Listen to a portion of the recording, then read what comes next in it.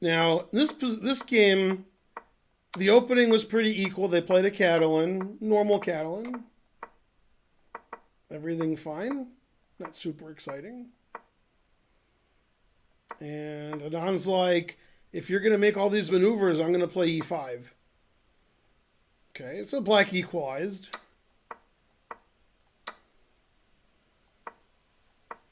Yeah. And I'd probably take black here. Oh, close. Bishop h3 is not a good move. And in this position, Ding said he overlooked a very strong move here for black, which Vishy played.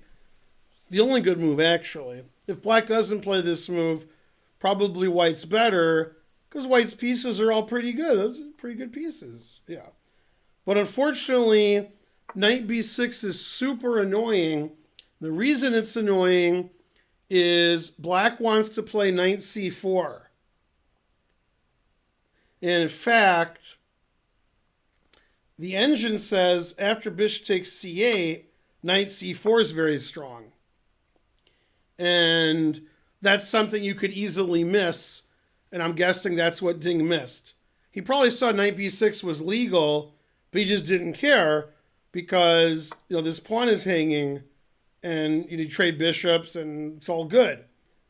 So also turns out queen takes is also very strong, even better. So this was just a big tactical blunder by Ding. And after knight b6, it seems like black is winning. Black's threatening bishop takes knight because the knight's defending the bishop. So white played the obvious move, bishop takes a5, but that just loses. Bishop h3, and no matter what you do, you're losing. This position's, if two engines were playing, black just always wins. Game's over now, +4 for black. And the reason is we have tactics that win based on winning a piece and checkmate. So let's look at the three possible moves. The move that Ding played is actually considered the worst by the engines, but they all lose. And I think what Ding missed when he played bishop takes a5 and when he played all this bishop h3, I think he missed after bishop takes knight, black's next move. Very easy to miss. McJurgle donated $9.99. Last week came in second in my section, my first ever rated tournament. Congratulations. The bad news is there was only 2 players, but that's good. It's emo only chat, confusing the audience. I know I'm confused. Okay, so emo only chat, not a good idea when I said black only has one move that wins. Now nobody can type the move in because, exactly. It's good because you don't know it anyway. So I'm thinking when he played bishop h3 and bishop a5, he thought this would be fine. And you want to take this knight on b6, the knight doesn't go to c4. And if you play queen takes or rook takes, white's probably okay. But black has this amazing move, queen c8. And that defends the bishop attacks the rook, and the rook attacks the rook. And if you trade rooks, I take with a pawn, threatening this and this. The problem is you can never trade here because I'm going to play knight g4 and checkmate you. So and your knight's hanging. So you're just lost.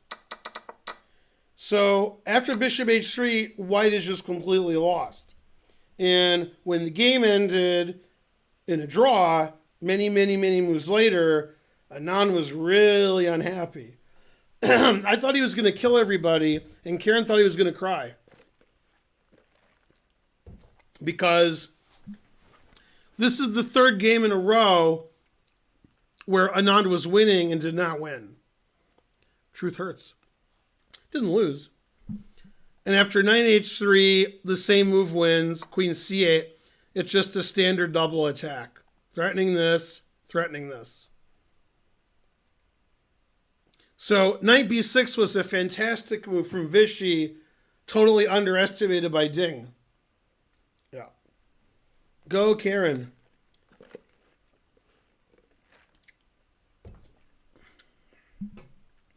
Now, you may know, you might, that Ding is over 2,800 FIDE.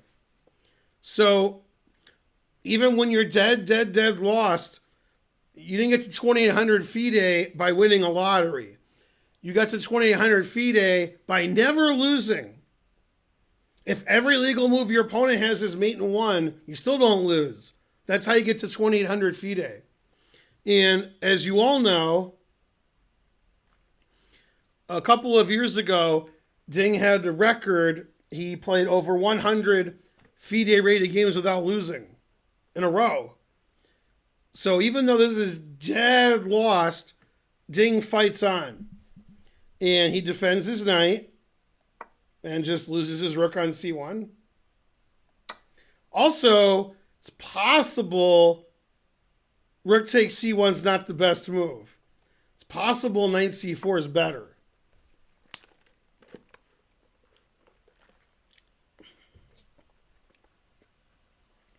And the idea is, I want to take the bishop for free.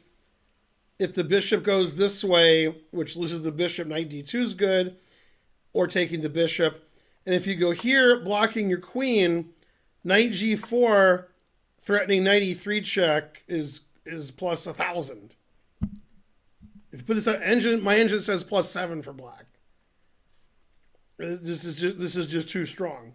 Too strong. Knight c4 is what an engine would do, but okay, obviously this is just winning. Black's up in exchange, and black's better. Okay, e3 is good. Never play f3. And h5 is fine. I have no complaint.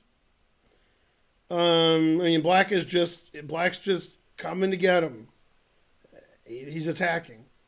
Bishop a5, stopping queen e1. And taking on h4, I think, is the best move. And here, Anand played a really bad move. Very bad move, which gave away almost all of his advantage. There's actually an immediate win here, which requires some calculation. And that move is knight e4. And the idea is, I want to play knight d2, attacking the queen, and queen f1 mate. So you got to take that knight, because if I play knight here and queen here, that ain't no good. You take the knight, I take with a rook, and now I'm mating you. I mean, your king is ridiculous. And the main line, for those of you who are confused, is queen takes, check, and then the skewer, winning the queen. And here the engine says like black's plus 6, because white's king is just getting checkmated. So if Anand played knight e4, he would have won. I guarantee he would have won that position. 666 centidues. The devil made him do it. Thanks, Outcast. Instead of Anand play queen c6, this is a bad move. And now Ding found a really nice defense. There's no pawn on g3, which leaves white's king quite vulnerable. So he played bishop e1 to g3. That's pretty nice. And actually, queen c1 is the best move now, back to the regular winning plan. But he didn't do that.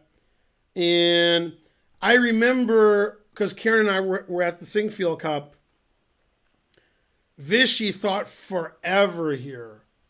I mean, forever. Maybe half an hour. Because he realized he was completely winning, and now he's better. And he played queen c4, and probably it's a draw now. Probably. And this idea that Ding had with knight a3, taking this pawn and giving up all his other pawns, the commentators didn't like that. So they just traded all the pawns off, but this pawn's going to be lost, and this pawn's going to be strong. Now this was amazing. This position, Maurice was analyzing with an engine because that's what he does, and he said, "Here's the engine line," and everybody was like, "What? What kind of line is that?" And then that's what Ding did. Again, Ding's 2,800 FIDE, and he's not 2,800 FIDE because he loses all of his games. So something that I would never think of, which is the computer line, that's what Ding does. So that's why he's 2,800. Knight f5, and now it looks like white just loses. You lose this pawn and knight queen, and he played h5. He got counterplay on the king side in h6. This is what the engine does. And this is all the engine line. We get rid of all of black's pawns. And then we run over and we defend. Defense. Okay. Now in this position, probably Anand is still winning. Probably. The reason he's still winning, in my opinion, is I agree with the commentators, knight a3, knight c4, and then all these pawn trades, and giving him the passed pawn. That probably was bad. Giving black a passed b pawn was bad. And so Anand is winning again, and white's putting up great defense. And here Vishy should play b3. And instead of b3, he played knight a4, which seems to throw away the win because of knight d5. This like kills the knight. We can't play knight c3. This pawn's attacked. And after f5, knight d2, we're trapping the rook. So b3 is the best move. And this looks like it's just a draw. Okay, now in this position, which I haven't gotten to yet. Okay, in this position, e5 is probably the best move. You can't take on e5 because I check and take. But he played g5. And this seems like it's a mistake. And here, Vishy made his last error, I guess. And this is too hard for a human. He played king e7 instead of king f7 to stop the pawn. There's actually an important difference. After king f7,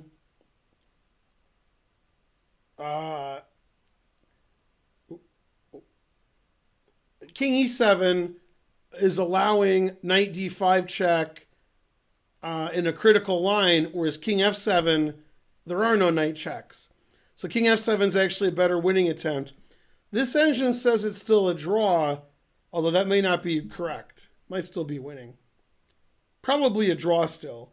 But this move doesn't give any winning chances because now I can put my knight on d4 and trap your rook even more. Obviously, if I play king f7, you can't play knight c6 because I check and take it. Now, the knight on b4 looks good, but it's better on d4. Now I stop rook c2, and I'm attacking your pawn. So you're losing your pawn. So king e7 may not have affected the result of the game, but it made it very easy for white. So king e7 is a pretty bad move, because after king e7, I go check here and take your pawn. I mean, you can't lose your b pawn if you want to win. So that's pretty bad. Yeah. That's unfortunate. Okay, so yeah, instead he did this, and now it's just a draw.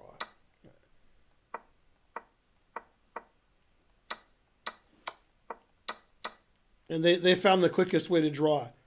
Yeah, now it could be a draw because insufficient mating material.